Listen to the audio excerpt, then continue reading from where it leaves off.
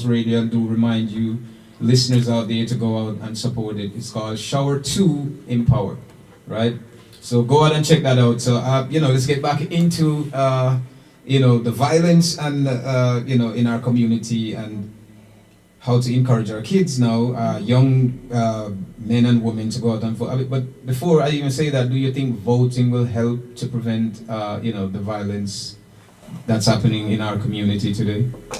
There's a correlation. So I wouldn't say, okay, you go, you vote, you push the paper into the machine, Yeah. and violence stops. No, No. it doesn't quite happen that way. Okay. But you vote to put the legislators in office that are going to stand on the issues that you really care about, right? Yeah. So that's the important part about voting.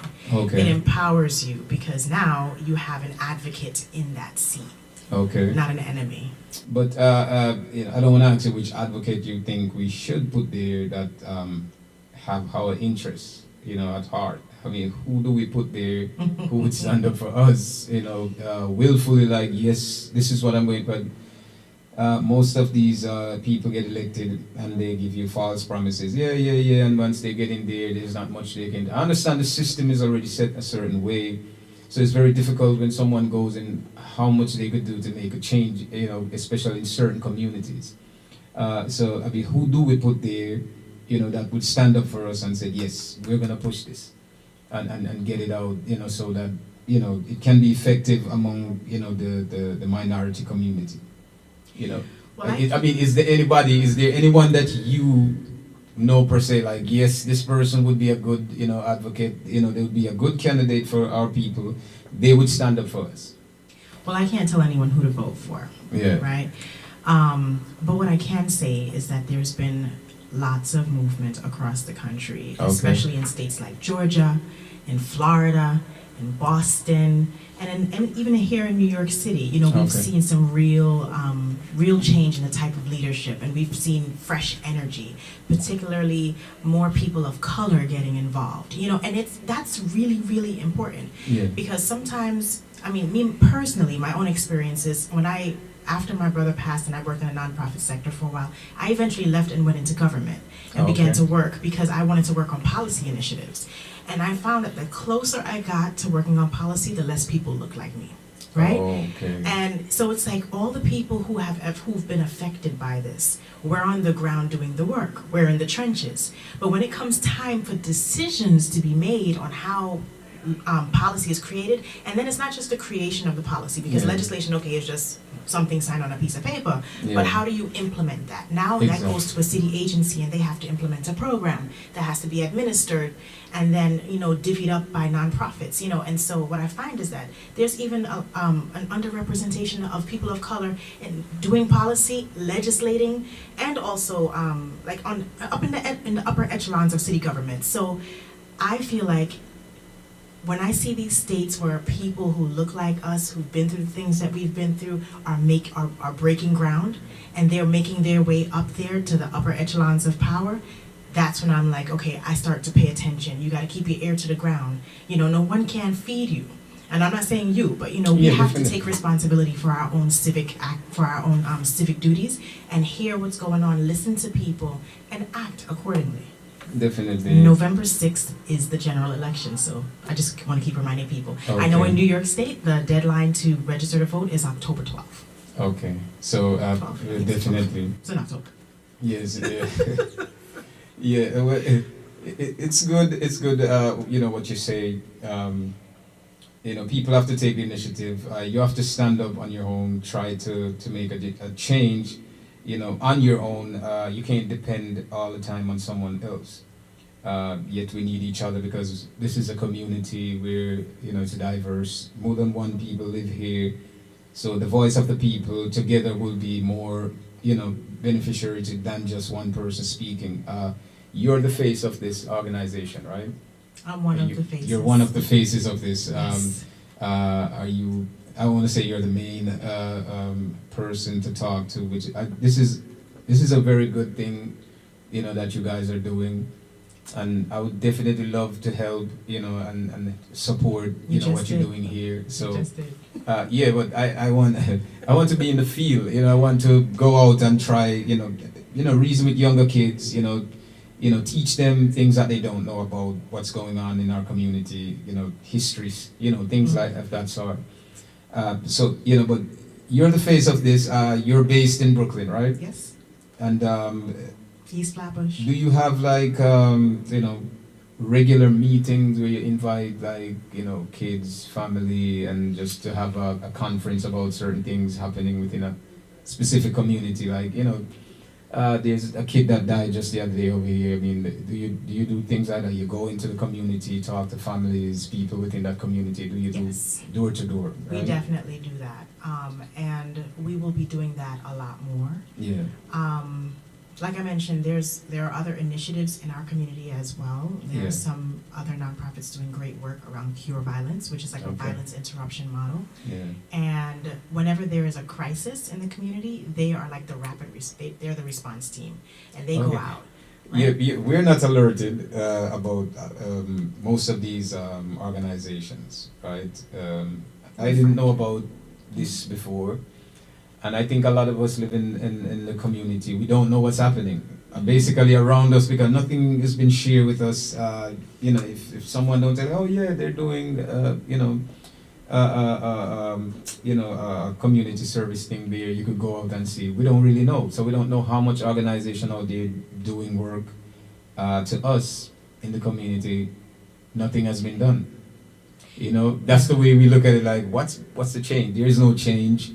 But even though you're very enthusiastic about what you're doing, and everything, you have seen progress in your work, the organization that you're part of, you're part of. But other individual within the community, we don't see anything. We're looking, we're working hard every day. We're trying to get out. Violence happen around us every day. There's a shooting around the corner, somebody gets stabbed, get jumped. Same thing continue to happen year by year, months, days.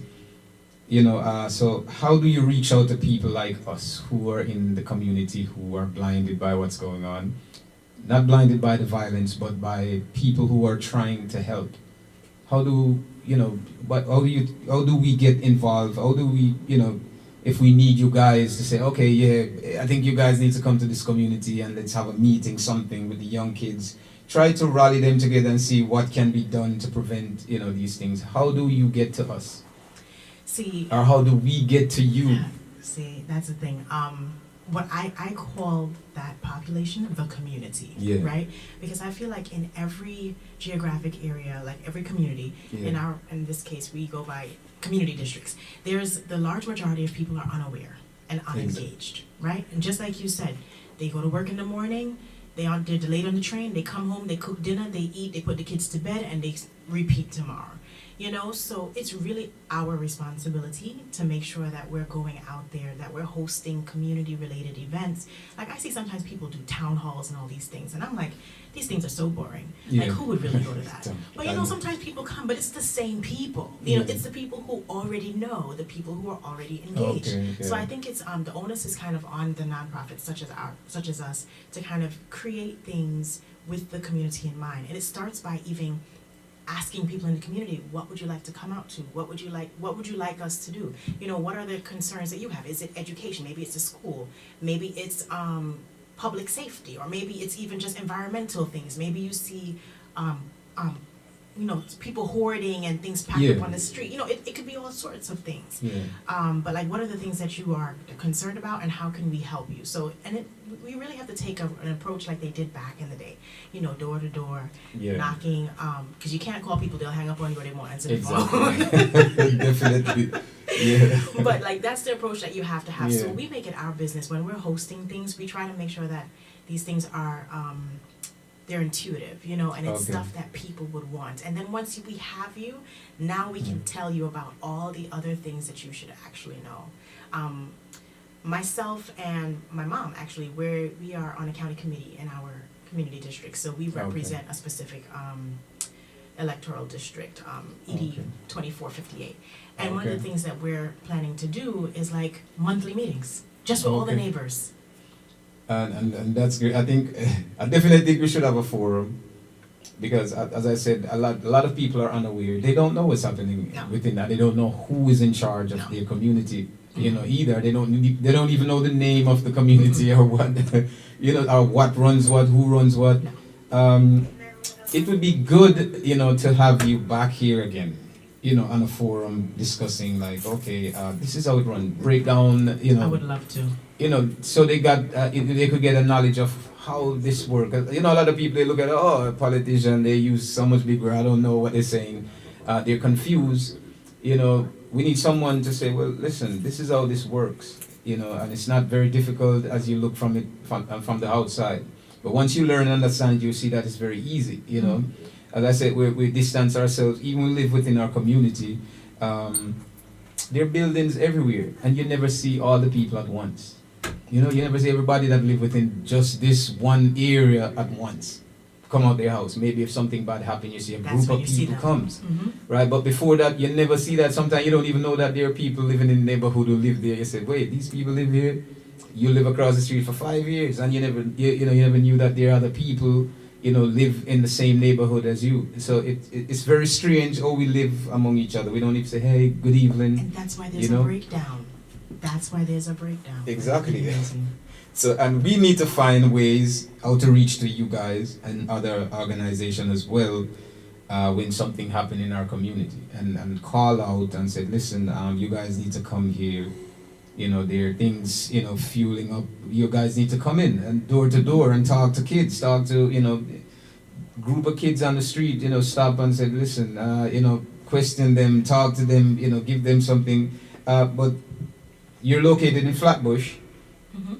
And is this the name of the organization? You have another one. I know this is Shower to Empower, right? That's the name of the event. It's the name of the event. So what is the name of your organization that you're running? Prior to your brother's death. Prior to, or the one? Yes, yes. It's the Christopher Rose. The Christopher Rose Community Empowerment Campaign. Okay, so you don't have a flyer in that one here, right? Our name is on the back. Oh, it's on the. It's on the back. Yeah. Okay. All right. We So have two offices, the Christopher Rose. Okay, so that's the one. So basically, you're running two organizations. You're working. So you're doing a lot of work out there. How successful has it been for you? Doing this. I know it's difficult because you hear a lot of people pass away in different violent acts.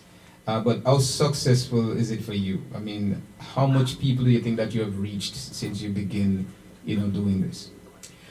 Well, I know that we serve about 200 families a year, and that's not counting the at least 1,000 young people that we do civic education with every year through the voter registration drives and voter education. Yeah. So throughout the years, I can't even count on my hands how many people we have served. We've seen outcomes, we had a program in East New York, because we have two offices, one in East New York and one in East Flatbush. Yeah. So we've worked in schools in East New York where we're providing like math tutoring for young people, and we've definitely seen them improve in their scores. We have an amazing guy that we work with. Okay. He's like a genius. But math is something that our children sometimes, not all children, American children, should I say, we struggle with. Yeah. So we've seen outcomes in those areas. In terms of working with our maternal health program, we've definitely seen our women do their checkups and go to their visits and have healthy babies, reducing the risk of having premature births or babies with low birth weights. Yeah. And then we've been gaining ground. I think the challenge that we've faced as a nonprofit is the same challenge that every nonprofit faced when they first start. It's the funding cycle. Sometimes you need that bridge funding because we will be allocated, let's say it's $1,000 to do something. We have to register our contracts, and sometimes 7 months into the year, the money still hasn't come yet. And so we are fueling ourselves off of our own. Exactly. I mean, I know there's other ways, there's other incentives that you can do as far as donation from even the community itself. I mean, are you allowed to do that anyway? We can. Go to the community, because it only takes $1, right? You know what I mean? And to get that funding that you need to keep, your work going. I mean, are you allowed to do that? You can go to door. Every nonprofit can fundraise. I mean, how they choose to is, I guess, up to them. All right. So it's wonderful. JAMELLA Rose is in the house here. Skunkhtv. I have to be very careful when I'm saying your name. because I'm mixing you up with my Just sister think Jamila. Jamaica. Just think Jamaica. Jamela. Jamila, yeah, yeah, I'm thinking about my sister. Yeah, I really like the work. You know, I really love that you come out here. We're here.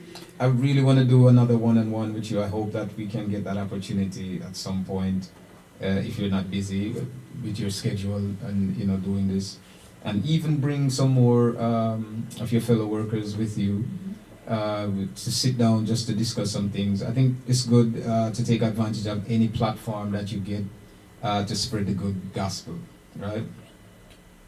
Well, thank you for this opportunity. And to empowering our young our young boys and girls is a great thing, and I think education is one of the main thing as well, and you work in different sectors as well, so it's a great thing. We thank you so much, but before we go, is there anything else that we're leaving out that you want to talk about, because we want to make sure that the listeners at home get their full due of what's coming. So is there anything else that you would like to discuss, prior to your brothers, the Shower 2 Power Empowered? Is there anything else that you want to discuss? I guess I'd just like to say to the listeners that if you are a parent and you have needs and you need a nonprofit or an organization to talk to, feel free to reach out to us. You can reach us at 718-272-2363. Okay. And we'll help you. Do you guys have a website or anything that are social medias We are where on they could Facebook. go? They're on Facebook. Yes, Okay, and so our website is www.crcec.org. okay. So there you go, the number to call. Could you tell them the number again, please? 718-272-2363. Okay, there you go. That's the number to call to check out JAMELLA Rose and her work. She's been doing some great work. And don't forget the 3rd annual community baby shower. So all the young mothers need to go out. All the listeners out there, you need to go out and support. If you're pregnant, right, or parenting a child at the age of 1, which is good. Okay. So, well, if you want to help, you can go and help as well. The more support, the better. And we're going to have her back here soon, I hope. And I hope you'll come back and talk to us. As I said, you can bring whoever you want next time. We could go deeper than this. And I think we need to. But here we talk about a lot of things.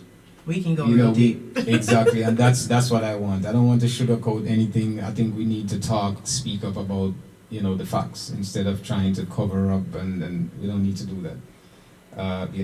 Our kids are going to be here after us. We need to set something in concrete for them so that they could prosper while we're not here anymore. I think if we sit back and procrastinate thinking that, we're going to make change, but nobody's putting one foot ahead to make the change, nothing is going to happen. So we thank you. JAMELLA Rose is in the house. We thank you so much for coming through, Skunkhtv again.